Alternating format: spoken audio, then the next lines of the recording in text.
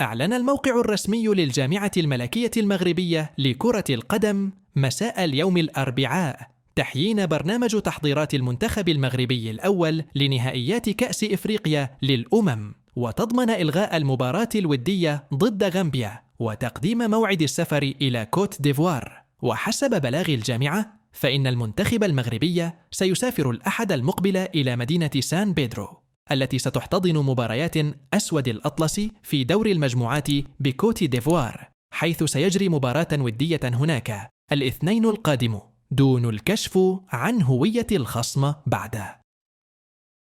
من جهة أخرى، يواصل المنتخب المغربي تحضيراته في مركب محمد السادس بالمعمورة بقيادة الناخب وليد الركراكي بإجراء ثاني حصة تدريبية ضمن برنامج المعسكر الذي انطلق أمس الثلاثاء. ويستهل المنتخب المغربي نهائيات كان في المجموعة السادسة بإجراء أول مباراة أمام تنزانيا في 17 يناير الجاري، ثم يخوض مباراته الثانية أمام الكونغو الديمقراطية في 21 يناير، على أن يختتم دور المجموعات بمواجهة زامبيا في 24 من الشهر ذاته.